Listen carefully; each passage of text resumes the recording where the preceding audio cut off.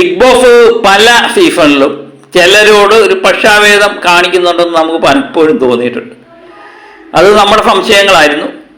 ആ സംശയം ബലപ്പെടുന്ന കാര്യങ്ങളൊക്കെയാണ് പിന്നെ സംഭവിച്ചുകൊണ്ടിരുന്നത്. ഈ പ്രാവശ്യത്തെ ബിഗ് ബോസിൻ്റെ ഏറ്റവും ഇഷ്ടപ്പെട്ട 2 മത്സരാർത്ഥികൾ ആയിട്ട് എനിക്ക് തോന്നുന്നത് ജാസ്മിൻ്റെ കൂട്ടാളി നമ്മുടെ ഗബ്രിയുമാണ് എന്ന് തന്നെയാണ് തോന്നുന്നത്. അതുപോലുള്ള കാര്യങ്ങളൊക്കെ തന്നെയാണ് നടക്കുന്നത്. ജാസ്മിൻ തന്നെയാണ് പറഞ്ഞത്. ജാസ്മിൻ്റെ വാപ്പ ചീത്ത വിളിച്ചതായിട്ട് പറയുന്നു. ബിഗ് ബോസിൻ്റെ ചരിത്രത്തിന് ആദ്യമായിട്ടായിരിക്കാം നമ്മൾ അറിഞ്ഞൊരാൾ ഫോൺ വിളിച്ച് ചീത്ത വിളിക്കുന്നതായിട്ട് അറിയുന്നത്. അതുപോലെ രഹസ്യ കത്തുകൾ കൊടുക്കുന്നു. ജാസ്മിന് മറ്റാർക്കുമില്ലാത്ത ചില പ്രയോറിറ്റികൾ പലപ്പോഴായിട്ട് കിട്ടുന്നത് നമ്മൾ കാണുന്നു. പലപ്പോഴും കഴിയുന്നു, ബിഗ് ബോസ് വിളിക്കുന്നു, ആശ്വസിപ്പിക്കുന്നു ഒക്കെ നമ്മൾ കാണുന്നതാണ്. ഈ സ്ഥാനത്ത് മറ്റാരെങ്കിലുമാണ് എനിക്ക് കിറ്റ് ചെയ്യണമെന്ന് പല പ്രാവശ്യം പറഞ്ഞു കഴിഞ്ഞാൽ അവരെ ആശ്വസിപ്പിച്ച് പറഞ്ഞു വിടുമോ എന്നൊക്കെ നമുക്ക് കണ്ടറിഞ്ഞേ പറ്റും. പക്ഷേ ജാസ്മിന് അതൊന്നുമല്ല കിട്ടിക്കൊണ്ടിരിക്കുന്നത്. ഇപ്പം നമ്മളിത് പറയാനുള്ള കാരണമെന്ന് പറയുന്നത്, ഒരു ടാസ്ക് നടന്നു. ആ ടാസ്കും പ്രകാരം ക്യാപ്റ്റനായ ജിൻഡോയാണ് അത് ജഡ്ജ് ചെയ്യാൻ വേണ്ടി തീരുമാനിച്ചത്. ജിൻഡോ ബിഗ് ബോസ് ചില നിർദ്ദേശങ്ങൾ കൊടുത്തിട്ടുണ്ടായിരുന്നു. കൈ മടങ്ങരുത്, വെള്ളവും കൈ മടങ്ങരുത്, കൈ താഴോട്ട് പോകരുത് എന്നുള്ള കാര്യങ്ങൾ തന്നെയാണ് പറഞ്ഞത്. ഇപ്പം ജാസ്മിൻ ഇതിനകത്ത് നിൽക്കുന്നത് കണ്ടാൽ തന്നെ അറിയാം കൈ മടങ്ങി തന്നെയാണ് നിൽക്കുന്നത്. ജാസ്മിനെ ആദ്യമേ തന്നെ ജിൻഡോ ഔട്ടാകുന്നു. അങ്ങനെ ഓരോരുത്തരെയും ഔട്ടായി ആ ഗെയിം പെട്ടെന്ന് തന്നെ തീർന്നു. അതും പ്രകാരം ജയിച്ചത് ഫായിയും അഭിഷേകുമാണ്. ഓക്കെ ആയി, ഫായി അഭിഷേകും ജയിച്ചു. അവർ ഒരേ ടീമിൽപ്പെട്ടവരാണ്. അതിനുശേഷം ബിഗ് ബോസ്, നേരത്തെ ഞാൻ വീഡിയോ ചെയ്യുന്നു, ബിഗ് ബോസ് വിചാരിച്ചവരാണോ ജയിച്ചതെന്നൊരു സംശയം ബിഗ് ബോസിനുണ്ടായി കാണും. അതുകൊണ്ട് ഗെയിം രണ്ടാമതും നടത്താൻ തീരുമാനിച്ചു. രണ്ടാമത് നടത്തുന്നതിന് കുഴപ്പമൊന്നുമില്ല. പക്ഷെ ആദ്യമേ നടത്തിയ ആളിനെ എന്ത് കാരണത്താൽ ഈ നാണം കെടുത്തി എന്നെനിക്ക് മനസ്സിലാവുന്നില്ല. ബിഗ് ബോസ് പറഞ്ഞ രണ്ടാമതും പറഞ്ഞ നിർദ്ദേശപ്രകാരം ഇതൊക്കെ തന്നെയായിരുന്നു.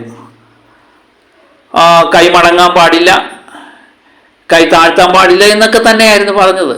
അതും പ്രകാരമാണ് ഗെയിം നടത്തുകയും അതിൻ്റെ ഈ ജഡ്ജഫായിട്ടിരിക്കുന്ന വ്യക്തിയുടെ അഭിപ്രായമാണ് സാധാരണ ചെയ്യേണ്ടത്. ഇത് ഞാൻ വേറൊരു കാര്യം ഓർമ്മിപ്പിക്കാം. നമ്മുടെ ഫിബിനും പൂജയൊക്കെ വന്ന സമയത്ത് ഒരു ഡിബേറ്റിംഗ് ടാസ്ക് ഉണ്ടായിരുന്നു, വാഗ്ദാദം. അത് ഗബ്രിയും നമ്മുടെ ജാസ്മിൻ ക്യാപ്റ്റനായിട്ട് ഇരുന്നപ്പോഴാണ്. അന്ന് പ്രേക്ഷകർ ഒന്നടങ്കം വിധി ചെയ്തതാണ് ഫിബിൻ്റെ ടീമാണെന്ന് വിജയിച്ചത് എന്ന്. പക്ഷേ പവർ ടീം കൊടുത്തത് പൂജയുടെ ടീമിനാണ്. അങ്ങനെയാണ് പൂജയുടെ ടീം ഈ പ്രാവശ്യം ഇതിൽ കയറാൻ സാധ്യതയും ഉള്ളത് അതുകൊണ്ടായിരുന്നു.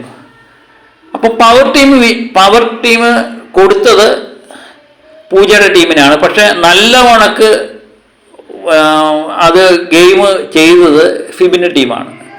പക്ഷെ ബിഗ് ബോസ് അതിനെപ്പറ്റി ഒരു അക്ഷരം വേണ്ടിയില്ല. അവർ പറഞ്ഞ ആ ജഡ്ജ്മെന്റ് തിരുത്താനും തയ്യാറായില്ല. പക്ഷെ അന്നേരം ബിഗ് ബോസിന് താല്പര്യമുള്ള കാര്യങ്ങൾ സംഭവിക്കുകയാണെങ്കിൽ ജഡ്ജ്മെന്റ് തിരുത്തണ്ട. ബിഗ് ബോസിന് താല്പര്യമില്ലാത്ത കാര്യങ്ങൾ സംഭവിക്കുകയാണെങ്കിൽ ആ ജഡ്ജ്മെന്റ് തിരുത്തും. ആ ജഡ്ജ്മെന്റ് നടത്തിയവനെ നാണം കെടുത്തും. ഞാനിപ്പോഴും പറയുന്ന ഒരു കാര്യമുണ്ട്, ബിഗ് ബോസിനാണ് അന്തിമ തീരുമാനം എടുക്കുന്നത്. ജഡ്ജ്മെന്റ് തിരുത്താം, രണ്ടാമത് നടത്താം. പക്ഷേ ആദ്യം നടത്തിയ ആളിനെ നാണം കെടുത്തിക്കൊണ്ട് ചെയ്ത ഒരു പരിപാടി ഒരു കാരണവശാലും സമ്മതിച്ചു കൊടുക്കാൻ പറ്റില്ല. പ്രത്യേകിച്ച് ജിൻഡോ ഇപ്പോഴുള്ള ഒരു വ്യക്തിക്ക് അവിടെ നന്നായി ഏറ്റേഴ്സുണ്ട്.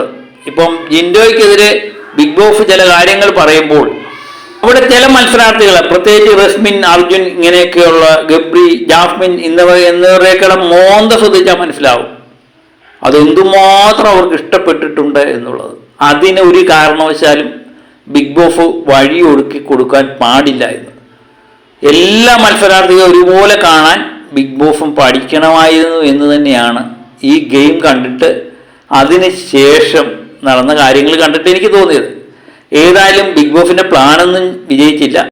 ജിൻഡോയുടെ ജഡ്ജ്മെന്റിൽ ആദ്യമേ വിജയിച്ചവർ തന്നെയാണ് രണ്ടാമതും വിജയിച്ചത്. അതിനെ സായിയെയും അഭിഷേകിനെയും അഭിനന്ദിച്ചേ പറ്റൂ.